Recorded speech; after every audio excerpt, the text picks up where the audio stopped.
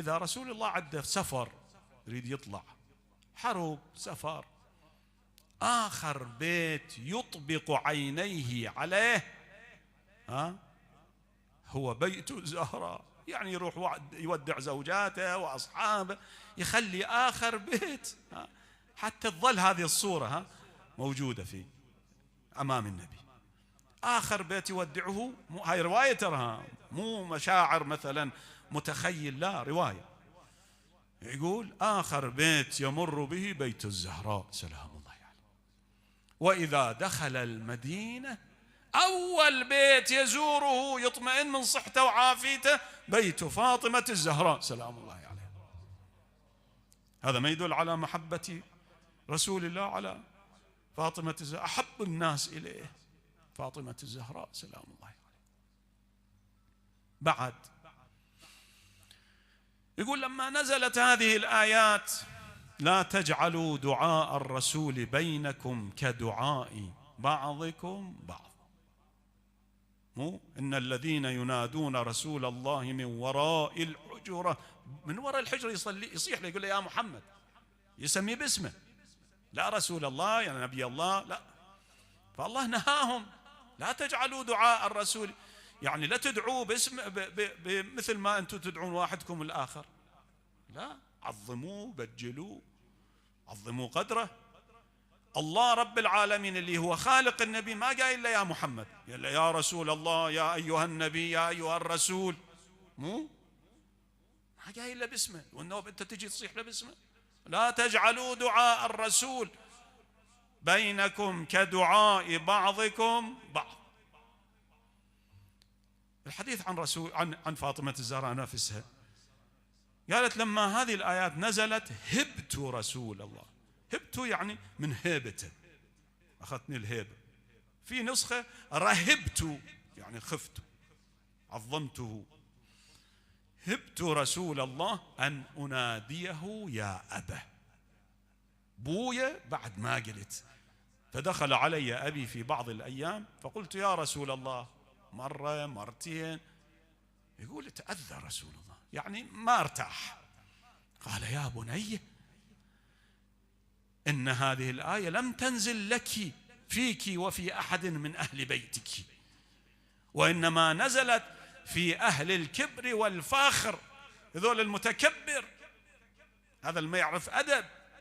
ولكن أنت قولي يا أبا، قولي بويا، فإنه أحيا للقلب وأرضى للرب. كانت تنادي فاطمة الزهراء أبوها بويا بويا، والنبي استر. لكن مكان واحد فاطمة الزهراء نادت يا أبتاه، ما أدري ايش سوت بقلب رسول الله، سوت بقلبه. متى ذلك؟ لما جاء ذلك الزنيم بقبس من النار. في بعض الروايات 300 واحد، أنا شايف رواية 300 واحد وياه حاملين حطب، ايش عدهم رايحين الحرب، جاب الحروب، وينكم لابدين؟ جبت قوتكم وغضبتكم على بنت رسول الله. قالوا له إن في البيت فاطمة. قال وين؟ ما يهمني. ونادى يا علي اخرج وإلا أحرقنا عليك البيت. صاحب صوت عالي يا لها الدار، فك الباب خلي يطلع الكرار، قبل لا تشتعل الباب بالنار، خلي يطلع يبايع علي بهالحين.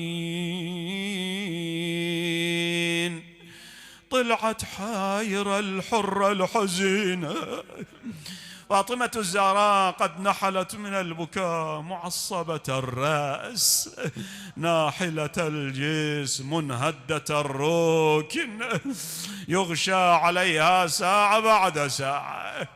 تسمع هذه الجلبة والصياح والنعيق على بابها: أمير المؤمنين مقيد في بيتي، خرجت تكلمهم لعلهم يرتدعوا ويرجعوا.